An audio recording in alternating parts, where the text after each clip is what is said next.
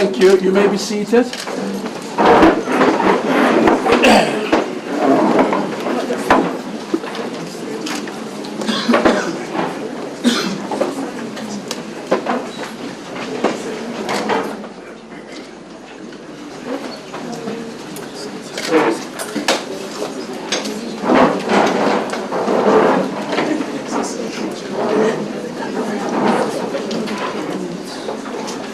Good morning to you all. Mulweni Dumelang. We welcome you. This is a formal arbitration sitting to inquire into both deaths of several people, and the number will become clear as we move on, who passed on after they'd been transferred from an institution named Esidimeni, or Life Esidimeni. There are representations here, and for the sake of clarity and for everybody else who is here present, I'm going to allow counsel to do the usual thing that we do in arbitrations, for each of them to put their names on record, because we also are building a record, and to have them say who they represent. And immediately thereafter, we will proceed to deal with a number of preliminary legal issues, questions that ought to be settled, and that will be followed by opening statement by counsel of the different parties. And after these opening statements, we will then proceed to start hearing evidence. So please do bear with us. There will be preliminary issues which lawyers normally call interlocutory issues. Simply a fancy name for processes in between the main process. And those issues should be cleared out now, and counsel are aware what they are. And immediately thereafter, I hope we'll then move on to the substantive evidence. And we will hear in a short while, which will be the first witness that will be heard today. We have had applications from the media to record these proceedings live, and it's in the public interest, we believe, and we have agreed and allowed that to happen. There may be days and there may be witnesses who may require protection which the law permits. We will inquire into a claim of privacy by a witness and deliberate on it, and thereafter decide whether to continue to keep the media in attendance. But the default position is that the media is, and we hope will be, here, and to hear out all the stories that are going to be told, painful as they are. So you're welcome to come and set up. And if there is a matter of objection, we will certainly ask the media to leave so that we deal with the request for a closed hearing, if there is any. Going back then to where I said earlier, we're going to start off by having counsel introduce themselves and say which parties they represent. And as I say, thereafter we'll then move on to two interlocutory questions. Shall we then start from my right?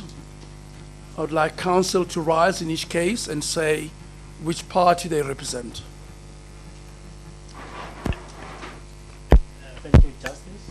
My name is Tebogo Hujamo from the Johannesburg Bar, on brief by Workmen's Attorneys on behalf of the government.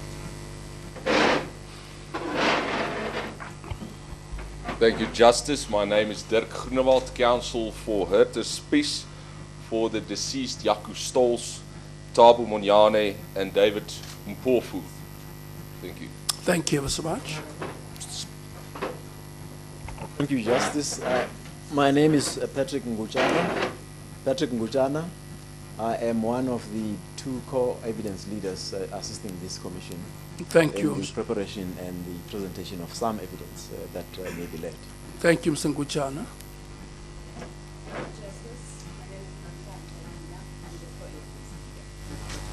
Thank you, Counsel Yena. Thank you, Justice. My name is Adila Hassan. I'm here today with my junior, Ms. Stein, and we are instructed by Section 27 on behalf of the families of the 55 deceased.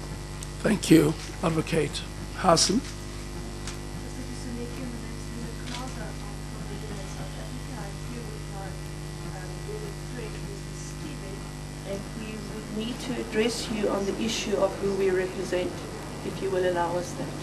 Advocate Krause, thank you. Excuse me, I will revert to you in a short while in order to allow you to deal with that.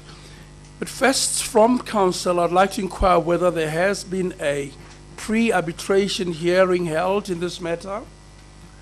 And if so, and there's a signed minute, I would request that it be handed up to me, please. Yes, Justice, there is a signed minute. It's been provided. I think Obaking will give us a signed minute just now. We'll provide it. Very well. Arrangements should be made to have the minute handed up to me. It will become necessary to deal with the interlocutory issues, so I'd like it to be handed up to me so that we can get on with that. Yes, Justice. That then brings us back to the Legal Aid Board, Legal Aid South Africa, as I should say. Advocate Krause. Thank you, Justice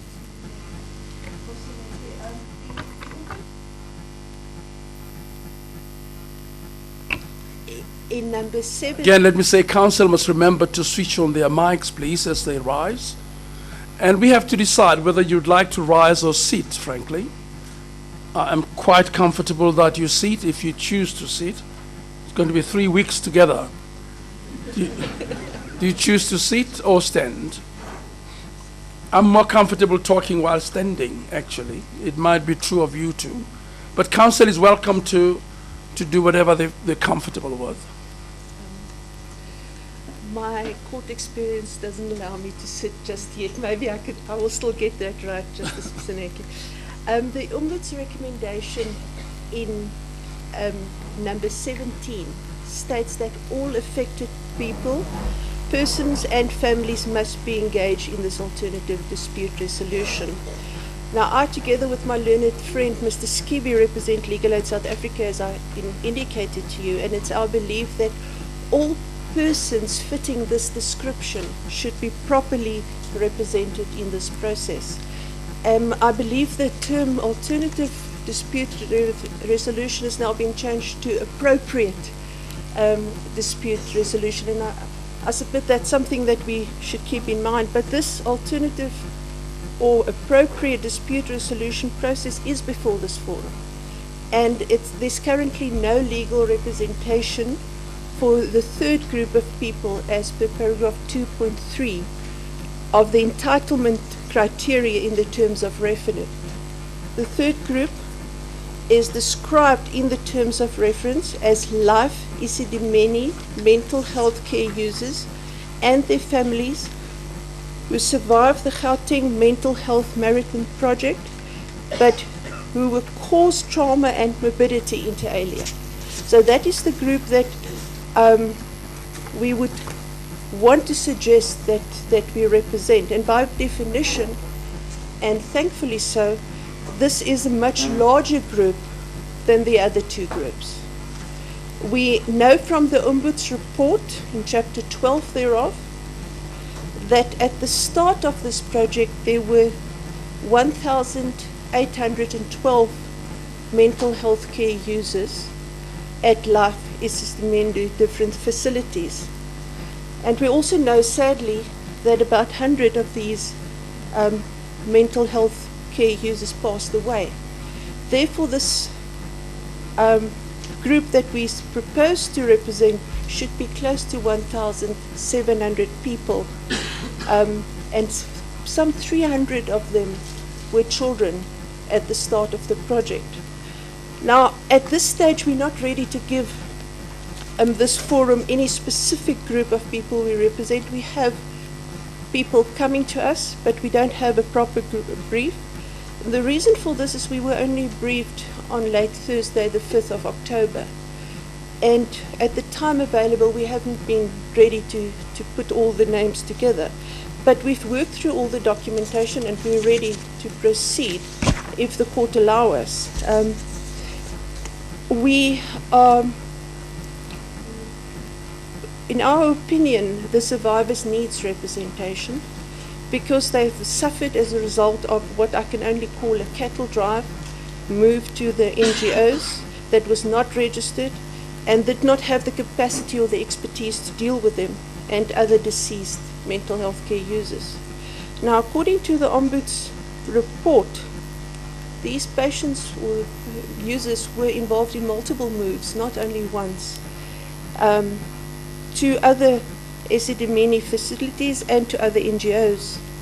And some of them were dumped at unregistered NGOs, had the trauma of seeing other mental health users waste away and even die at an alarming rate, and this must have caused anguish and trauma.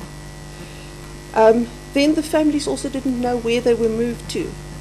And for such vulnerable persons as these mental health care users, even more so for the children, this must have caused a severe trauma. Now, at this stage, we are unable to place this larger group before this arbitration into subgroups, but we will hopefully be able to do that before the end of these proceedings. Now, issues that would play a role in the redress, maybe I should keep that open if you allow me for the opening address, but in our opinion, it would be just and equitable and appropriate if we will be allowed to continue in these proceedings, seeing that the parties clearly state in the pre-arb minute that they recognize the tragedy and the trauma experienced by the mental health care users and their families, and that the common goal will be a just, agreeable and expedient solution to be found. Now, at this stage, we're asking either to be acting in the position of a curator for this group and to act in their best interest, or in public interest to act on their behalf. And we submit that it will be in the arbitrator's powers to regulate this process and allow us to be part of this. Those are my submissions. Very well. Let's start with the point, Counsel, you are fully aware of the terms of reference, which in fact are an arbitration. Because arbitration is a matter of so the prerequisite for your participation. Sorry. You are aware of the terms set of reference, which in effect are an arbitration agreement, which really means that if you had to have more people who qualify in terms of 2.3 of the terms of reference, you would, at least on their behalf, acting as a curator at this stage until they're identified, should subscribe to and accept the terms and conditions of the arbitration agreement. And I'd like that to come quite clearly on record that you do. Even on behalf of clients that you are yet to identify, because at this stage you're acting for a category of people rather than specified people.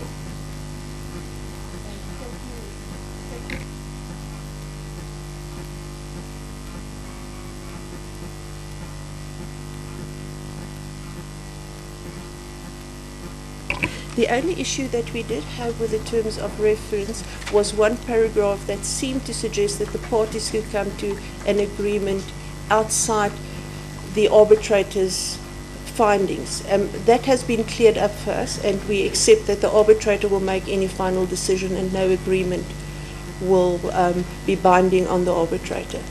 Insofar as that has been clarified, we will abide by the terms of reference. And we also accept the pre-trial minute, a pre-arbitration minute that was about to be handed to yourself. Very well. That's a very important point. This is, let me again, for public interest of everybody, these are arbitration proceedings, which are a species of alternative dispute resolution. These are not mediation proceedings, and therefore the outcome would be binding in the sense that, excuse me, the arbitrator is obliged to issue an award at the end of the process. And that award as a force of law, unless for good reason set aside in a review. So ordinarily, that would be binding on all the parties. So it's just important for all of us to get it quite clear. These are not mediation proceedings, they are arbitration proceedings. And therefore the outcome is binding. And that is why the arbitrator is at large to subpoena such parties as may be necessary in order to reach the truth that might be necessary to determine equitable redress anticipated in there. Thank you ever so much. I'm going to start with Counsel for the State to respond to the submissions which were made by Legal Aid South Africa. And more particularly, whether you have any objections to their entry into these proceedings and representing survivors of what I would call the Life Esidimeni trauma. Thank you, Justice. On behalf of the government or the state, there is no objection to the legal aid entering into the proceedings on the condition that those people that they seek to represent, they fall within the category as identified in paragraph 2.3 of the terms of reference. Thank you. It's your turn. Thank you very much, Justice. We have no objection against the legal aid forming part of these arbitration proceedings. We do, however, note that in terms of the terms of reference actually excludes people, survivors from CCRC, that's the Cullinan Care and Rehabilitation Center, and survivors. And perhaps that should just be addressed perhaps between the parties at some stage, because there are also survivors that's been affected by this project. But perhaps legal aid can look into that and see whether or not they can broaden the scope of who they represent for the survivors there, and the parties can come to some agreement or arrangement on that at a later point in time. Very well, thank you. Counsel from Section 27. Thank you, Justice. The families of the deceased have no objection to Legal Aid South Africa being party to these proceedings and representing the survivors of this tragedy. The terms of reference in paragraph 2.3 already provide for the recognition and the representation of such people, and we appreciate the participation of Legal Aid South Africa. Thank you.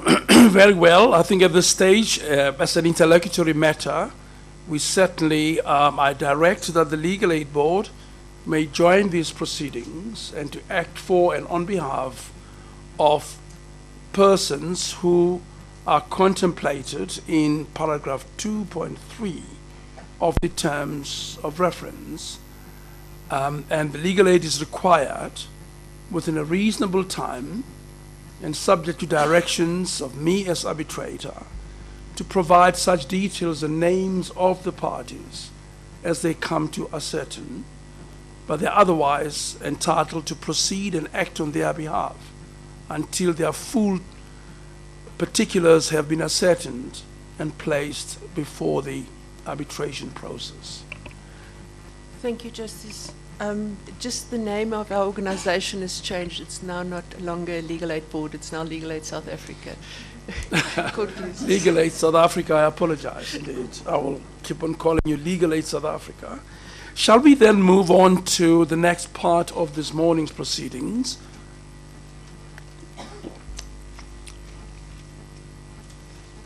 And these relate to some of the terms of the agreement, the pre-hearing agreement entered into by the parties. The first of those issues relate to witnesses and the order of giving evidence in these proceedings. It appears from the pre-hearing minute that there has been agreement in relation to this matter. And I'm going to require the state to be the first to address its position in relation to the agreement to be found in the minute.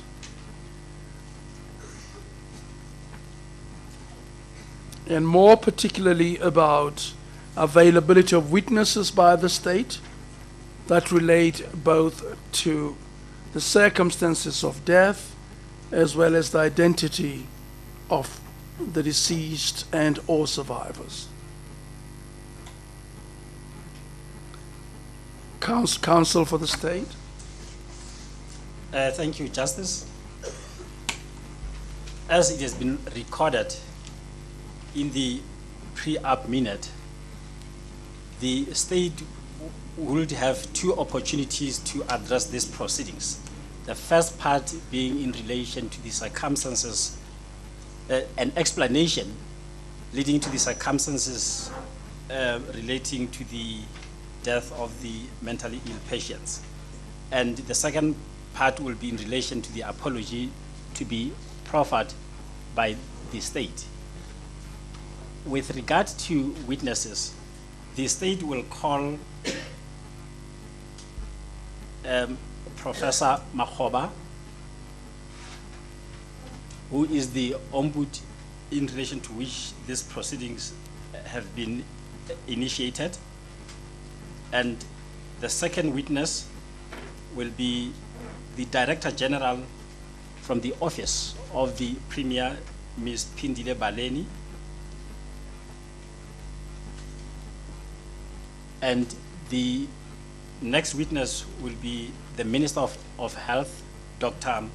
Aaron Motsoaledi, followed by the Premier of Gauteng, Mr. David Makura, as well as the current member of the Executive Council for the Department of Health, Dr. Gwen Ramokgopa. That will be the list of the witnesses and the sequence that will be followed by the state. Thank you ever so much. Counsel, are there any responses from any of your colleagues?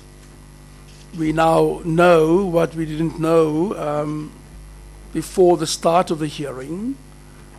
Starting with, for a change, I'm going to start from my left and go to the right. Legal Aid South Africa. Thank you, Justice. We've got nothing to add at this stage. Thank you. Counsel for Section 27. Thank you, Justice. We, of course, like you, have only received this list this morning and this moment. We have a question of clarity, and that is whether these 5 witnesses will all be testifying before the witnesses of, before the families, or whether some are going to be testifying before the families and some will be addressing what needs to be addressed after the families give their evidence. That's the first. The second is that the... Well, on the first question, Counsel, what is your submission? Well, perhaps it's related to the following. That's the next submission I was going to make, which is that there isn't anybody on this list of government witnesses that was actually involved and present at the time that this happened. And at the very least, we would have expected that the former MEC for Health, Ms. Mahlangu, would be first of all, present throughout the proceedings in order to hear the testimony of the families and then to respond thereafter. Very well. That's your submission on the first question. Do you want to go on to the second question? No, those are the two. We have no view on whether all 5 of the current address these proceedings before the witnesses or after. The order is in the discretion of the arbitrator, of you, Justice Moseneke. But what we are concerned about is then who addresses the the apology? I'll go back to the State Counsel to respond to the matter. Of course, if any important witness is not on a list which is proffered by the parties voluntarily, and that's true of your clients, of Legal Aid South Africa, or indeed of any other party, then it is open to the arbitrator or to any other party to require a subpoena to be sent out. So I'm just thinking whether we ought to debate now the list, or rather look at the gaps and decide whether in fact there ought to be a request for a subpoena should there be gaps that are material. Is there anything you want to say about that? My apologies, I should have addressed that at the outset. One of the reasons that the pre-arbitration hearing meeting recorded the need for the exchange of the list of witnesses by the 27th of September 2017 was in order for the parties to be able to identify those gaps and to request the voluntary appearance of witnesses, and if not, seek a subpoena. In the case of the families and the clients that we represent, we would be seeking a subpoena in relation to the former MEC in the event that she does not respond positively to an invitation to appear. Very well, thank you. Counsel, your submissions. Thank you very much, Justice. Justice, we share the same sentiments of Section 27 in respect of the witnesses and the late submission of the list of witnesses from the state. More specifically, Justice, I think we need to look at the terms of reference of this arbitration proceedings. What's important of the terms of reference is the fact that the aim of this arbitration is to seek to get closure and redress for the family members. And it's set out in paragraph 6.3.1 of the terms of reference, and that will be achieved by receiving the appropriate, paragraph 6.3.2, by receiving information to affected families regarding the circumstances and cause of death of their loved ones, as well as the location. Now, Justice, we do not see in this list of witnesses any of the people that can testify as to what happened. And in the case of the family members which we represent, the people at CCRC, which is the Cullinan Care and Rehabilitation Center, we do not see a CEO, we do not see a chief of staff, we do not see any witnesses who the state intend to call to come and clarify and explain to these families why their loved ones died, why their loved ones wasn't provided with food and water. And that is the essence, and I submit is the purpose of this arbitration, to get clarity on what happened. That is the only way that we will get closure. So, just to the extent that my learned colleagues will argue that we can issue subpoenas, just as the fact is that these patients were transferred from one NGO to another NGO back to the state, there was no consistency of personnel. So they cannot come up with a list of people to say we should subpoena these individuals. So I would invite my colleagues to provide us with a list of the employees of the specific NGOs, as well as the CCRC specifically, and then we can indicate who we should subpoena from there to come and testify. Very well, we'll get a response from the state in a moment.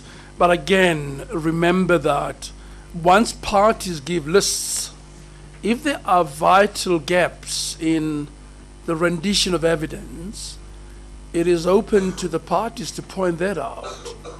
And it is open to evidence leaders who I have appointed for the very reason that there may well be gaps in things that I, as arbitrator, would like to hear, which none of the party raises. In which event then there's a facility to get the evidence leaders to bring that evidence in addition to what the parties themselves might have done. So the idea was to make sure that all bases are covered. We'll get back to the state where they want to do it voluntarily, but if you want more, you have to ask for more, and I suggest the parties do it timelessly. give notice, I would like to have the CEO of Life Esidimeni, or I would like to have the head of the mortuary at a certain place, but we have to specify what we need beyond the lists that might be brought before us. And as you make submissions, of course, the state understands what you're saying, and they can embellish and amplify their list as we go on. But I'm going to go back to counsel for the state. What are your responses to submissions that were made on this particular issue, i.e. the selection of witnesses? Thank you, Justice. First, I would like to deal with the categories of the witnesses. As I have addressed these proceedings, the first two witnesses will be giving an explanation of the circumstances leading to the death of the patients. And the first witnesses being Professor Makgoba, and the second being Ms. Pindile Baleni. And those will be the witnesses who will testify before the family members could take a stand. The remaining three witnesses, being the minister, the premier, and the current MEC, will testify after the families have been given an opportunity to present their situation.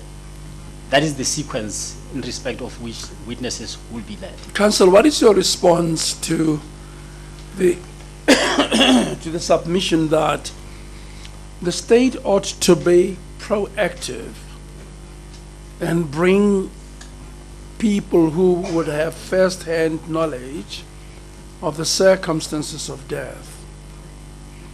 Or do you think Professor Makgoba's evidence will be sufficient in that regard? On that aspect, if I can take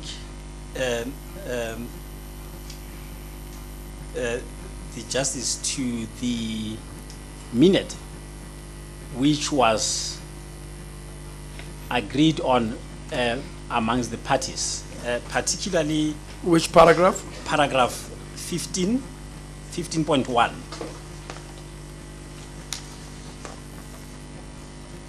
Paragraph 15.1 dealt with issues relating to witnesses,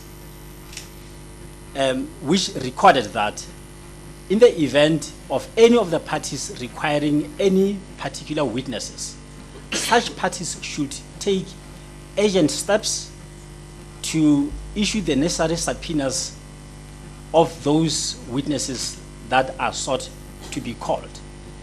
And it was incumbent upon the parties to follow that process. And that procedure is available in these proceedings. Subpoena proceedings could be followed, and that was also repeated in the correspondence exchanged between the attorneys on behalf of the government to the attorneys to Section 27, wherein it was repeated that should they require specific witnesses, they will then have the opportunity, they should actually proceed to subpoena those witnesses. We are not objecting to the subpoena of any of the witnesses. They are at liberty to follow that process, and we will not stand in the way of those witnesses being brought before these proceedings. Very well understand. Of course, the state could facilitate that and do it, but you're really saying, look at the agreement in 15.1, and the parties must follow the agreement, which is to subpoena whoever they might want to have in addition to what you will be bringing in. Will they always know who was, for instance, in charge of Life Esidimeni at the time of the transfer, or who would have been responsible for specific incidences of death, or who had a generic duty? Will they always know, have the information available? Or should the state be facilitative in terms of the arbitration agreement? Well, like in that regard, what if if there are any difficulties in identifying specific individuals and the information which is within the knowledge of the state will be able to assist. But the fact of the matter is that the party who seek a specific witness will then have to take appropriate steps. We will facilitate, we'll assist where we can in terms of giving information which is within the state's knowledge. Very well, thank you. We've just listened to submissions here on, firstly, the availability of witnesses, and the state has provided us with a list of persons who they intend to call. The second subsidiary question was raised was the rest of the parties seems to want more witnesses than those which are listed by the state currently.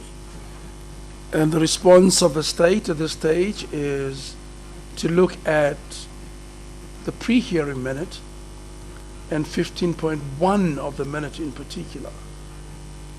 And it seems to me that the vehicle open to the parties would be one of subpoena, unless there is any ground shown why that would be prejudicial to the parties. And it does appear that the matter was discussed between the parties, and they seem to have agreed that they would alert my office of witnesses they require and identify them. And where these have not been fully identified, the state will be obliged in terms of the arbitration agreement to provide details of these witnesses. And we, the parties, would then have to resort to a subpoena process. So I'm not going to hear further submissions on this interlocutory issues. Again, it does, as I say, the parties would require to give the office of arbitrator early notice of the part they require over and above the evidence that is going to, the state is tendering. The state is also, the second aspect of this, intend to have two parts to the evidence leading, which is to have first the factual data, and then followed later then by the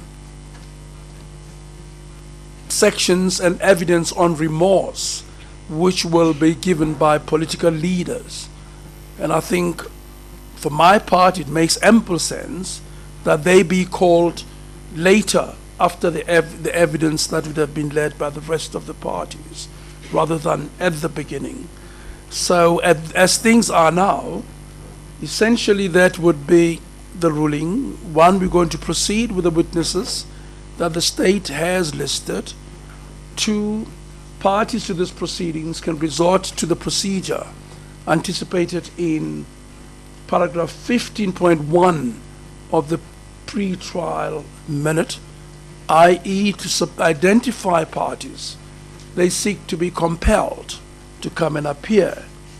The state's attitude being they will support and help, but they are not themselves going to compel or require any of the witnesses to come without subpoenas. I think that is quite clear. Subject to any submissions by counsel, I'd like to move off this particular aspect. Justice, my apologies, just one brief comment on that. Can we get the undertaking from the state in respect of the family members at CCRC that they will provide us with a list of the employees at CCRC at the time of this tragedy, so that we can know and identify the individuals to be subpoenaed? Because as I indicated, the patients are not, and the family members cannot and do not know all the employees at CCRC. And it's not possible for us to issue subpoenas for people we don't know, but somebody needs to come and give clarity. Counsel for the state, you want to respond to that? What my learned friend seeks is information relating to people that do not fall within these proceedings. And at the beginning, he outlined, or he has given a list of the people that are being represented, and being 3 of those people who have been affected. So the state cannot divulge information of those people that they are not representing. I would like the parties, the 2 parties concerned, to engage each other on this matter and to revert to me in chambers about a possible resolution of the matter.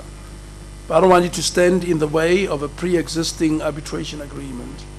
So I ask the parties to engage each other and revert to me in chambers, naturally in the presence of all other parties, so that we can try and advance that matter. Very well? Good. Shall we move on then to the next issue, which appears to have been resolved more than at the beginning, the record. The pre-trial conference, the parties had agreed on a record, its preparation. I beg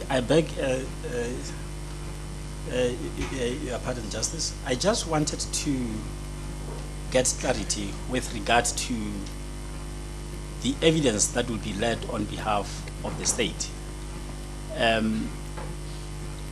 As a matter of fact, the state has voluntarily engaged in this process, and the proceedings is, to the extent that it's an arbitration, but these proceedings are not supposed to be adversarial in nature, such that witnesses will have to be cross-examined. I just wanted to get clarity or direction from the justice as to whether the evidence that will be led, or the witnesses who will be led on behalf of the state, will they be subjected to cross-examination, and if so, will the same apply to other witnesses? Have the parties dealt with this matter in their pre-hearing meeting? The matter was not dealt with, and it's a matter which we had reserved for direction from the justice.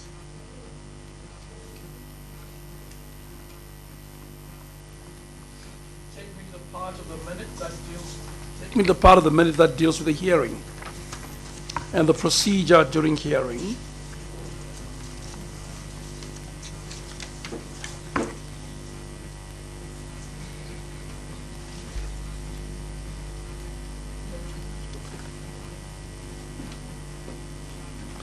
It seems to start from paragraph 13, isn't it? Yes.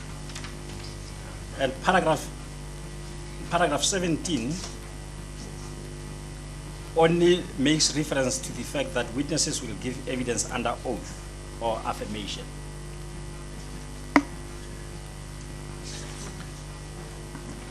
Well, I'll hear submissions from the other parties, but frankly, witnesses are witnesses. Once they go under oath, they submit to cross-examination, unless there's a compelling legal reason why not. Is it your submission that there ought to be no cross-examination?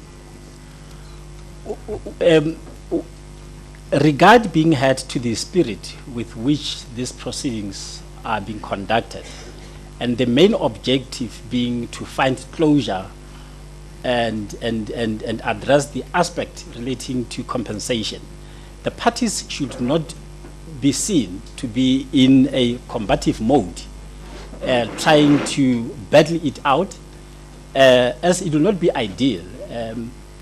The outcome of these proceedings should be a win-win situation for everyone.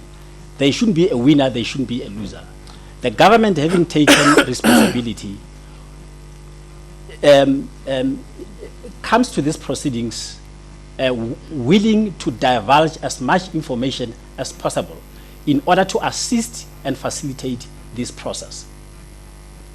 Yes. I think the agreement talks to the fact that the parties come here in good faith, and they seek to find equitable redress, which includes closure.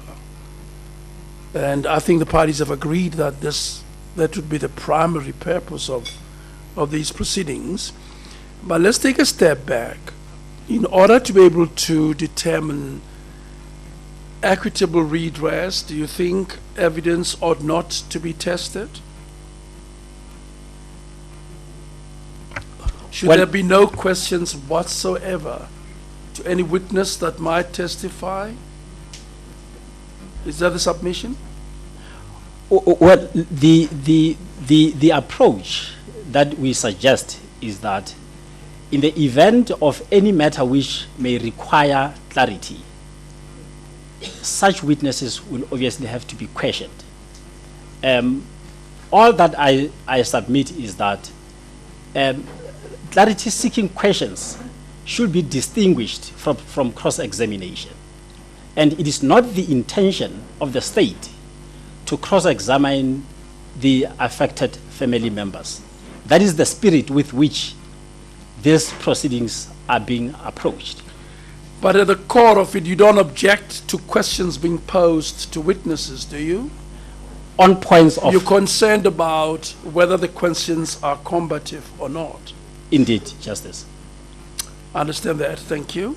Again, we'll go around and have responses to other counsel on the matter. Again, another interlocutory question. Shall I start with Legal Aid South Africa? Thank you, Justice. I think paragraph 22 of the pre-arb minute deals to the extent that questions might be asked. Insofar as witnesses are always, in my opinion, treated with respect and sensitivity, and we always hope that they will treat us also with respect and sensitivity when we ask them questions. But of course a witness can't not be questions. Whether we call it cross-questioning or whether we call it cross-examination or whether we just call it questioning, we won't have a proper picture before this court unless we can ask questions to the witness. And of course it will be with respect and sensitivity. Very well, thank you. Counsel for Section 27. Thank you, Justice. It's paragraph, there's a section on questioning of the witnesses in the pre-arb arbitration minute, starting from paragraph 20 and going to paragraph 23. And in paragraph 23, it is stated that witnesses called by the government and expert witnesses may be questioned by representatives of other parties and evidence leaders. It seems to me that this is a bit of a storm in a teacup, that in fact we did deal with this. It was a tricky issue during the pre-arbitration because of the family members who are testifying. And on behalf of our clients, there are some who have chosen to be present and to provide oral testimony and to tell their stories and to make themselves vulnerable to this hearing. And there are others who have provided their versions via affidavit. And so it was with due regard to those circumstances that this discussion took place, and these paragraphs recorded the agreement, and I think they speak for themselves. Yes. Evidence Leader Counsel, Alfred Gujana, what is your say? You were present at this meeting. Yes. And what's your view of paragraph 23? Paragraph 23, my Lord, Justice, let me provide a brief background to why the word clarity was used there in paragraph 22. That is in relation to the families.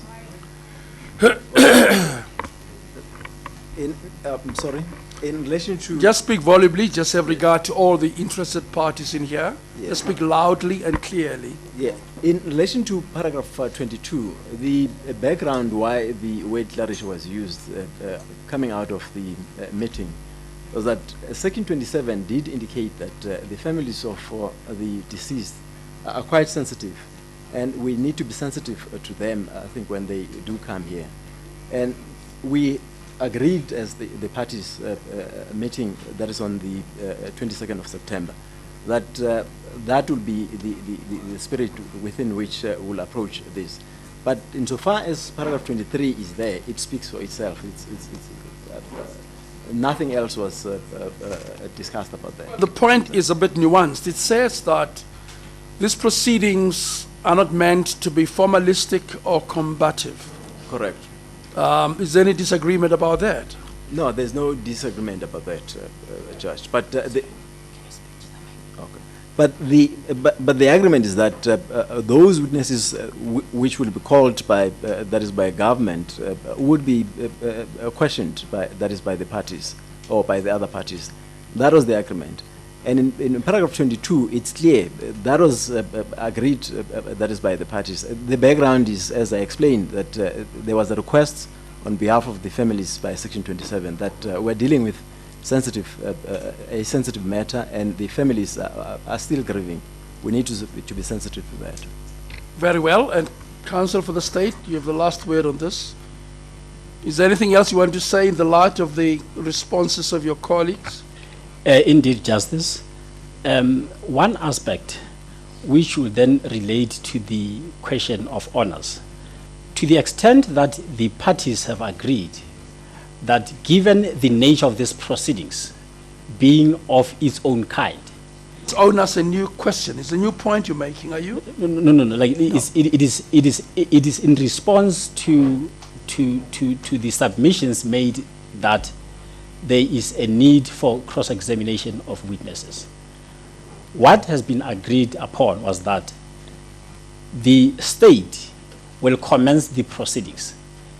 In ordinary course, the claimant will have the duty to begin and the honors of proof. But in light of what the nature of these proceedings are, we have agreed that the state shall commence in order to give that explanation voluntarily and in good faith. And that being the case, it was not anticipated that this process will be adversarial, because if that was the understanding of the parties. Is it adversarial? Is it? Why do you think it is? And what do you say about paragraph 23? Remember, I invited you to take me to the part that deals with us, and you referred me to a part that was not quite relevant. I'd like to move on. It's really not a earth-shattering point, this. I'm giving you an opportunity, as I'm duty-bound to hear you on what you say paragraph 23 means. Witnesses by the state will submit to questions. That's what it says. Why is that not appropriate? I have made the submission that the state does not have any objection when questions are being sought in order to clarify matters. Those are the submissions. Is there any other issue you'd like to make on this? No. No. No. I think it is fairly clear. The agreement between the parties is to be found in the section on questioning of witnesses, and I think these proceedings will adhere to the agreement as set out in paragraphs 20 through to paragraph 23. Having said that, again, this is an alternative dispute resolution process. Its aim is not formalism as might be found in some court proceedings. The agreement is quite clear. We're dealing with death. We're dealing with pain. We're dealing with trauma. And the idea is not to be smart and legalistic as lawyers often want to be. The idea is to get to the truth as efficiently and as timeously as we can.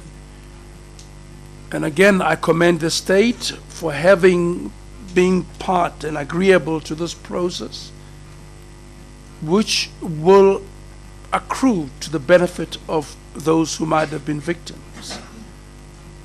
And in that spirit, we must continue to go through this and find candid and honest answers so that we reach the pain and we try and resolve it.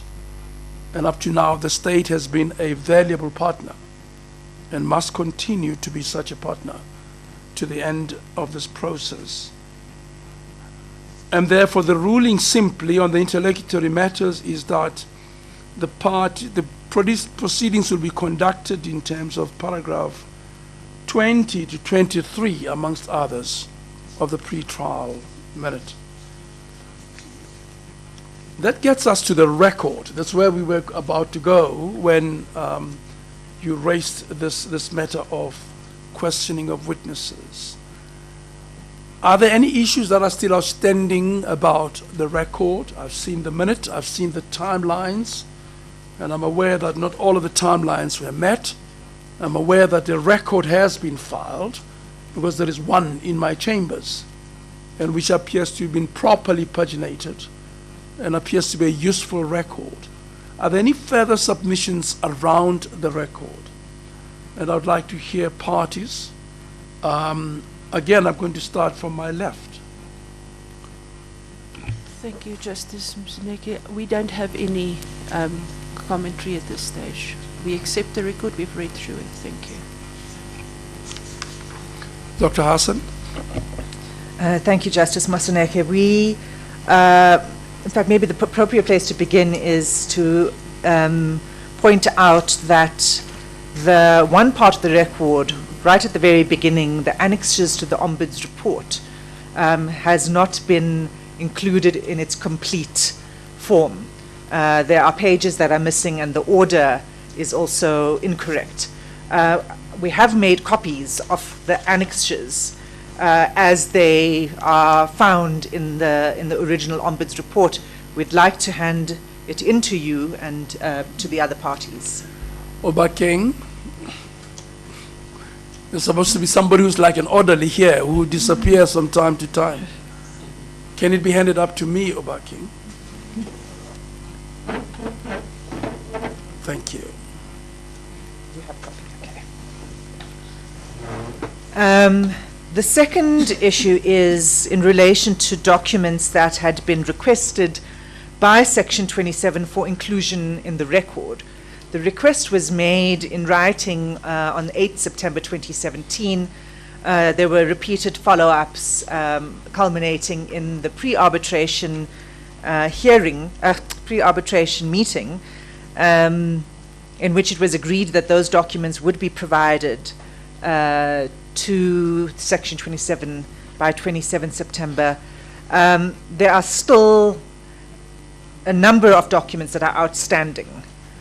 These relate to the service level agreement with Life Esidimeni, the report by a consultative organization called Health Advanced Institute on compliance with the service level agreement with Life Esidimeni, a report by KPMG on compliance with the service level agreement with Life Esidimeni, all the planning and budgeting documents used or prepared by the Gauteng Department regarding its contract with Life Esidimeni in 2015 and in 2016, the full record of the decision of the Health Ombud, all post-mortem reports, and all assessments of the NGOs prior to licensing those NGOs.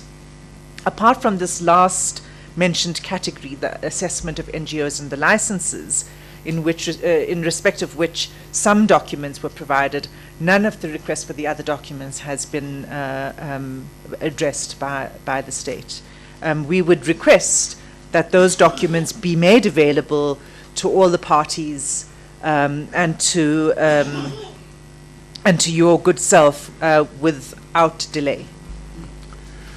Is the list that you have read out now the deficit in the light of the record, which is 3,500 pages already? Is that what is? Indeed.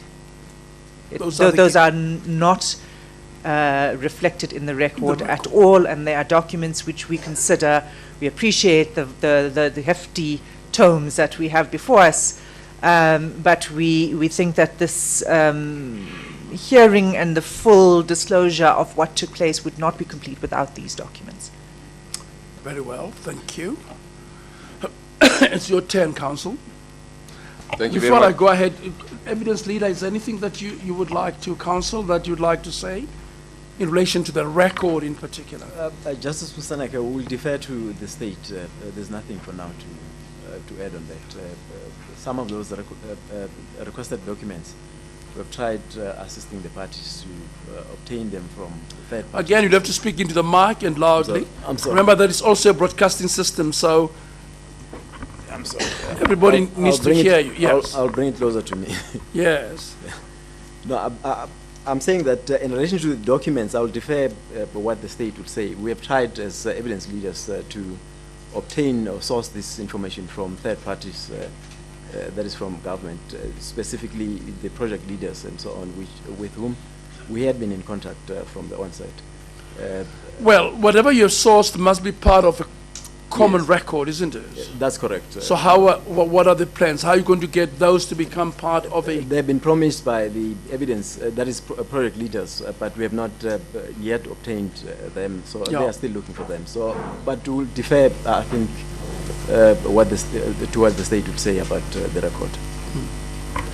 Very well. Counsel? Thank you, Justice.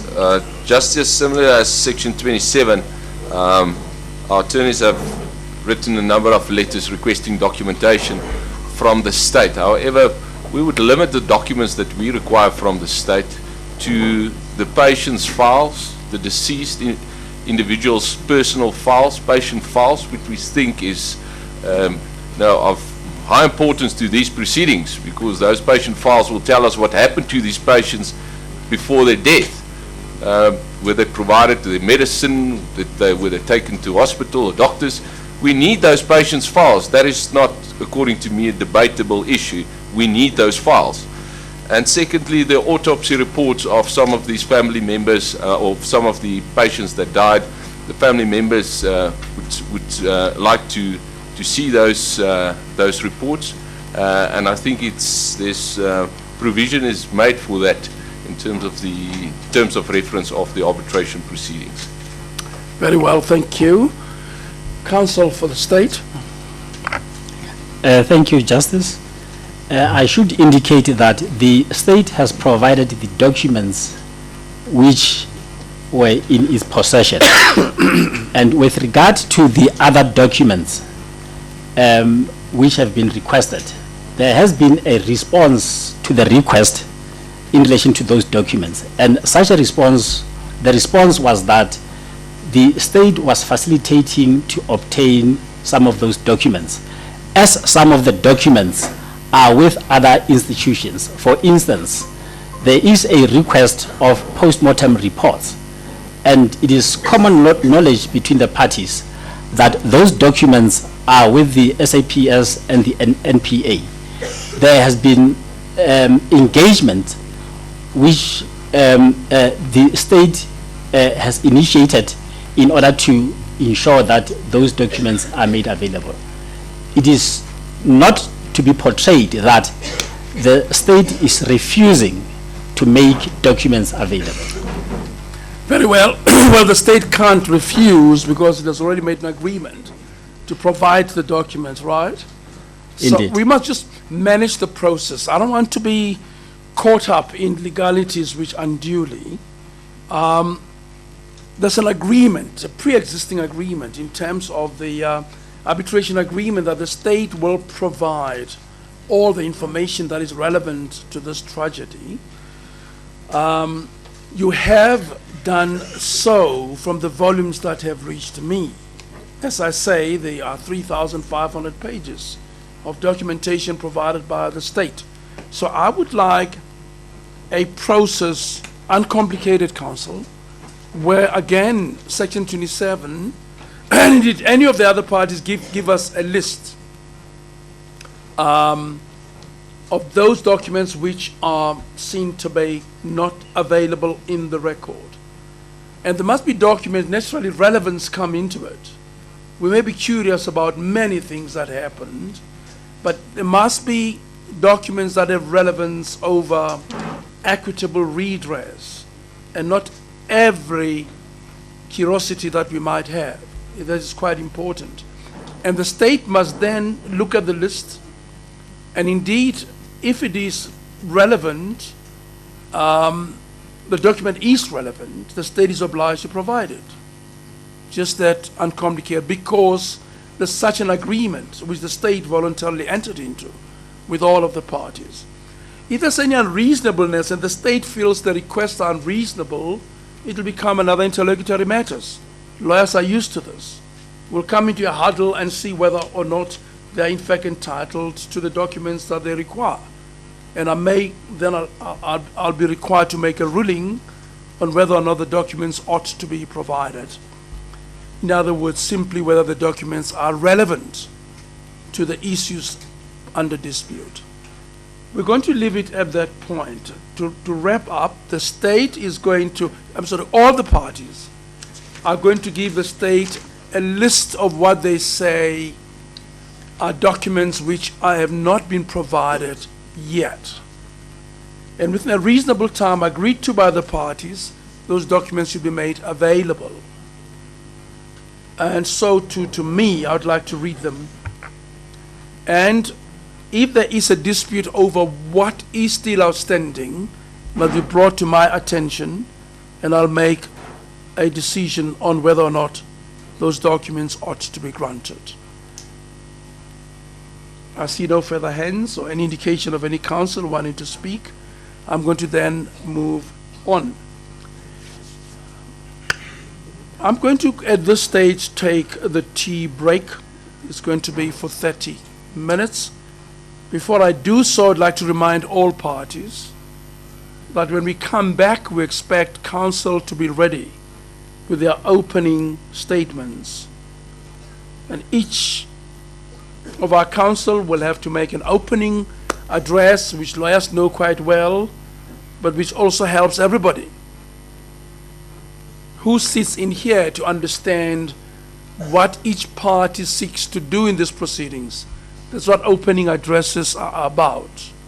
It's a lot of words by lawyers telling you what they plan to prove and to achieve in a particular tribunal or proceedings.